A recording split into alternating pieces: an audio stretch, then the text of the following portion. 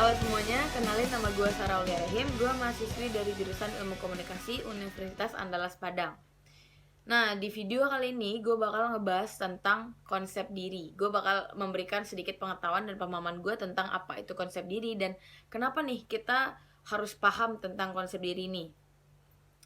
Jadi konsep diri ini sendiri adalah gambaran yang ada pada diri kita sendiri yang berisi tentang bagaimana kita melihat diri kita, bagaimana kita memberikan penilaian atas diri kita, dan bagaimana kita mengharapkan diri kita menjadi seseorang yang diharapkan oleh orang lain gitu. Konsep diri ini juga gak hanya mempengaruhi tentang individu dalam karakter, tetapi juga tingkat kepuasan yang diperoleh dalam hidupnya. Setiap individu pasti memiliki konsep diri dan dapat berkembang menjadi konsep diri negatif atau konsep diri positif. Namun biasanya tuh kita nggak bakal tahu kita tuh berkembang sebagai individu yang memiliki konsep diri negatif atau positif. Individu yang memiliki konsep diri positif biasanya tuh punya dorongan untuk mengenal dan memahami dirinya sendiri. Dalam hal ini tuh individu dapat menerima dirinya secara apa adanya dan akan mampu mengintrospeksi diri atau lebih mengenal dirinya berdasarkan kelebihan ataupun kelemahan yang dia miliki. Sedangkan individu yang memiliki konsep diri negatif biasanya mereka tidak memiliki kestabilan perasaan dan juga tidak mampu untuk mengenal dirinya sendiri, baik kelebihan maupun kelemahan. Serta mereka juga tidak tahu di mana potensi yang mereka miliki gitu. Individu yang memiliki konsep negatif ini biasanya individu yang pesimis, yang merasa dirinya tidak berharga dan tidak tahan dengan kritikan yang diberikan kepadanya. Perlu diketahui bahwa konsep diri ini bukan merupakan gen atau bawaan dari keluarga, namun konsep diri ini akan terbentuk dari pengalaman-pengalaman, peristiwa yang berhubungan dengan lingkungan, baik itu lingkungan keluarga, teman, dan masyarakat. Konsep diri ini akan membentuk sikap, perilaku, dan kebiasaan seorang individu, di mana perilaku tersebut yang ditampilkan dari hasil respon dan pandangan orang lain mengenai individu tersebut. Konsep diri ini adalah sebuah bentuk kepercayaan, penilaian, dan perasaan yang diyakini oleh seseorang individu terhadap dirinya sendiri, dan juga bagaimana penilaian orang lain terhadap dirinya yang ia percayai gitu. Kayak konsep diri ini memberikan sebuah gambaran yang menentukan bagaimana seseorang mengolah informasi yang ia dapatkan. Perilaku yang dilakukan seseorang sangat dipengaruhi oleh konsep diri yang ia miliki ini.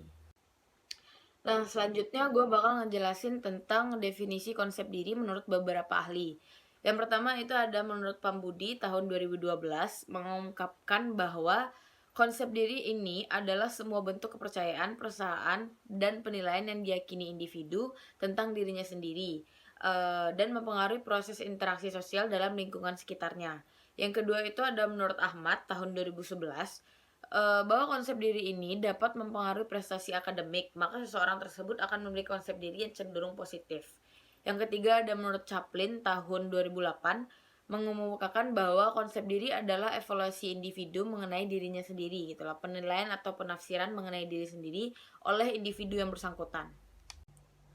Nah, dari beberapa pendapat tadi dapat kita simpulkan kalau konsep diri ini merupakan suatu pandangan seorang individu terhadap dirinya sendiri yang terbentuk atau tercipta dari hal-hal yang pernah ia lakukan atau pengalaman-pengalaman yang pernah terjadi dalam hidupnya, yang juga tak luput dari penilaian orang lain. Jadi akan terbentuk nih suatu konsep yang menggambarkan bagaimana diri seseorang tersebut. Selanjutnya saya bakal bahas tentang apa guna dari konsep diri nih bagi seseorang.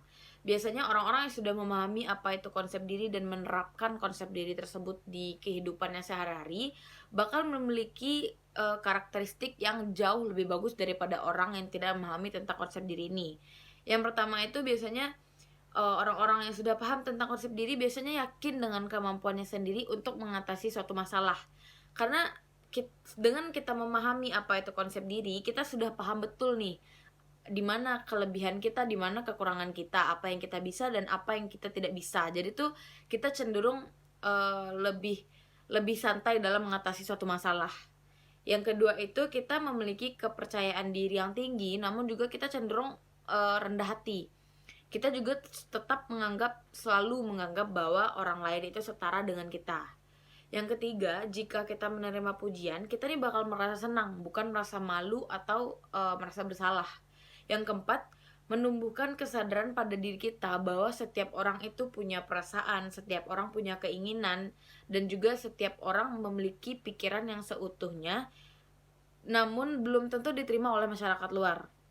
Yang terakhir ada introspeksi diri terhadap diri sendiri dan terus akan berkembang, berusaha menjadi orang yang lebih baik lagi gitu loh.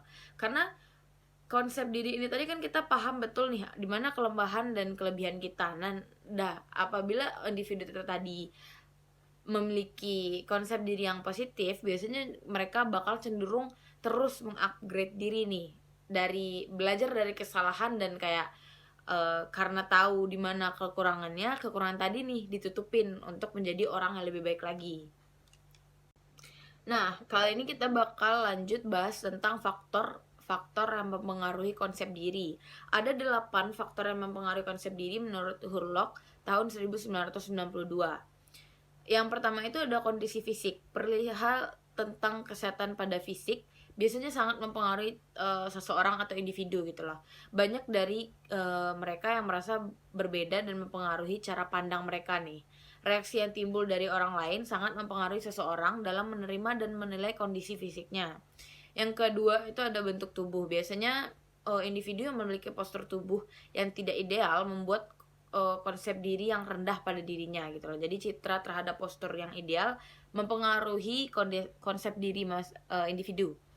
Yang ketiga ada nama dan julukan. Nama yang terkesan merendahkan atau bahkan sampai menghina biasanya akan membuat seseorang memiliki konsep diri yang rendah.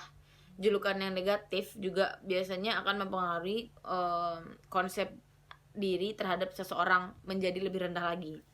Yang keempat ada status sosial dan ekonomi. Biasanya individu merasa mempunyai status sosial yang lebih baik dan tinggi, memiliki citra atau pandangan yang baik terhadap dirinya. Namun sebaliknya, jika seseorang yang memiliki status dan ekonomi buruk, maka akan memiliki pandangan yang negatif dan buruk terhadap dirinya gitu loh. Yang selanjutnya ada dukungan sosial. Dorongan atau motivasi dari luar juga bakal berpengaruh dan sangat membantu nih untuk seseorang membentuk konsep dirinya. Selanjutnya yang keenam itu ada keberhasilan dan kegagalan. Kegagalan biasanya akan menciptakan perusahaan yang kurang pantas dan kurang mampu nih, yang menyebabkan penilaian kita buruk terhadap diri kita sendiri. Nah, sebaliknya kalau misalnya sering mendapati keberhasilan dalam hidup, hal tersebut juga akan mengaruh untuk membentuk perusahaan yang bahagia dan penilaian terhadap diri sendiri yang sangat baik. Selanjutnya ada jenis kelamin. Pandangan bahwa peran yang dilakukan oleh wanita biasanya lebih rendah daripada pria menyebabkan berkurangnya penilaian wanita terhadap dirinya sendiri gitu. Namun dalam lingkungan masyarakat sekarang ini sudah terbentuk konsep bahwa pria dan wanita memiliki hak dan serta perlakuan yang sama dalam hampir semua bidang. Perlakuan yang sama akan sangat berpengaruh terhadap konsep diri individu tanpa memandang jenis kelamin. Yang terakhir kita ada inteligensi. Individu yang memiliki inteligensi yang kurang biasanya akan mendapat perlakuan yang berbeda, bahkan penolakan dari orang sekitarnya. Penolakan tersebut akan menyebabkan individu memiliki penilaian negatif terhadap dirinya sendiri. Hal ini disebabkan karena individu merasa ada yang kurang dan berbeda dari kondisinya dibandingkan dengan orang lain yang berinteligensi lebih. Dan juga konsep diri ini memiliki 3 komponen utama. Yang pertama ada komponen perseptual, yaitu image seseorang mengenai penampilan fisiknya dan bagaimana kesan yang ia tampilkan kepada orang lain. Komponen ini sering disebut sebagai physical self concept. Yang kedua ada komponen konseptual, yaitu konsepsi seseorang mengenai karakteristik khusus yang dimilikinya, baik kemampuan atau ketidakmampuannya, latar belakang serta masa depannya. Komponen ini sering disebut sebagai physiological self-concept yang tersusun dari beberapa kualitas penyesuaian diri seperti pendirian yang teguh dan kebalikan dari sifat-sifat tersebut. Yang ketiga atau komponen terakhir ada komponen sikap, yaitu perasaan seseorang tentang diri sendiri. Sikap terhadap statusnya sekarang dan prospeknya di masa depan, sikap terhadap harga diri dan pandangan diri yang dia miliki. Nah, adapun komponen-komponen konsep diri lain yang dikemukakan oleh Gross tahun 2013 ada 3. Yang pertama itu ada self image atau citra diri. Ini mengacu pada bagaimana cara kita mendeskripsikan diri kita. Yang kedua ada self esteem atau harga diri, mengacu bagaimana seberapa jauh nih individu menyukai dan menyetujui dirinya sendiri. Self esteem ini juga dapat dianggap sebagai bagaimana individu mengevaluasi self image dirinya sendiri. Yang ketiga ada ideal self. Itu jika self image adalah orang dengan jenis apakah kita, maka ideal self ini jenis orang seperti apa yang kita inginkan untuk diri kita sendiri gitu. Yang terakhir kita bakal masuk kepada pengaruh konsep diri pada komunikasi interpersonal. Nah, konsep diri ini sangat berpengaruh di dalam komunikasi interpersonal. Suranto mengatakan bahwa konsep diri ini merupakan salah satu faktornya. Karena konsep diri merupakan persepsi, penilaian, dan keyakinan terhadap diri kita sendiri. Hal tersebut merupakan hasil dari pengalaman atau eksplorasi individu terhadap lingkungan fisik serta dari refleksi dirinya sendiri. Bukan merupakan faktor bawaan, melainkan perkembangan dari diri, lingkungan, dan pengalaman yang seiring waktu ditanamkan dalam diri individu sejak dini hingga dewasa. Yang pertama ada dimensi-dimensi dalam konsep diri. Konsep diri memiliki dimensi internal dan eksternal, merupakan penilaian yang dilakukan oleh individu itu sendiri terhadap dirinya sendiri berdasarkan apa yang dialaminya, termasuk di dalamnya identitas, penerimaan diri, dan perilaku diri gitu loh. Sedangkan dimensi eksternal itu terbagi atas 5 bentuk. Yang pertama ada diri fisik, tentang bagaimana persepsi orang terhadap dirinya. Yang kedua ada diri etik moral, tentang bagaimana persepsi dari sudut pandang etika dan moral dirinya sendiri. Yang ketiga ada diri pribadi, persepsi orang terhadap keadaan pribadi dirinya. Yang keempat ada diri keluarga, persepsi orang-orang terhadap interaksinya dengan keluarga atau kerabatnya. Yang terakhir ada diri sosial, yakni mengenai interaksinya dengan orang-orang di sekitarnya. Dapat kita lihat bahwa segala faktor itu baik eksternal ataupun internal dapat dipengaruhi atau dapat mempengaruhi cara berkomunikasi seseorang terhadap tepatnya komunikasi interpersonal. Yang kedua kita bakal bahas tentang konsep diri positif dan negatif. Konsep diri ini merupakan cara pandang seseorang terhadap mereka. Jika pandangannya positif, maka semua orang berpendapat positif, sebaliknya begitu. Yang kedua, kita bakal masuk terhadap pembahasan konsep diri positif dan negatif. Konsep diri ini merupakan cara pandang seseorang terhadap diri mereka. Jika pandangannya positif, maka semua orang dapat berpendapat positif, begitupun sebaliknya.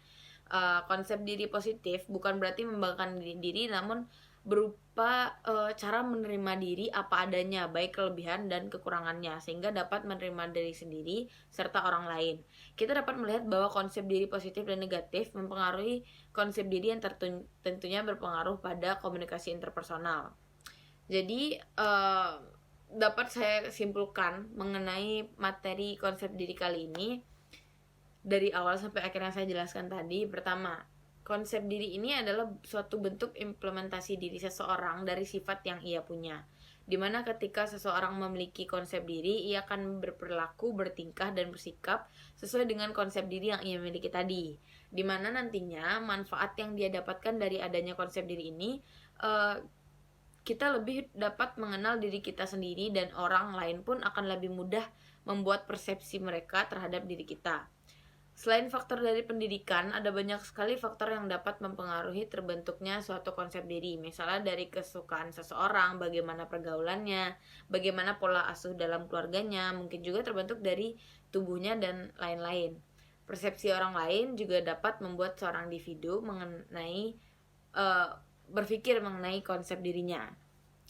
Baiklah teman-teman, sekian sedikit pemahaman saya tentang konsep diri. Saya harap penjelasan saya di atas tadi dapat mudah teman-teman pahami, dan kedepannya teman-teman dapat paham mengenai apa itu konsep diri dari penjelasan saya di atas. Saya mohon maaf apabila ada salah kata, dan mohon maaf atas segala kekurangan. Terima kasih. Wassalamualaikum warahmatullahi wabarakatuh.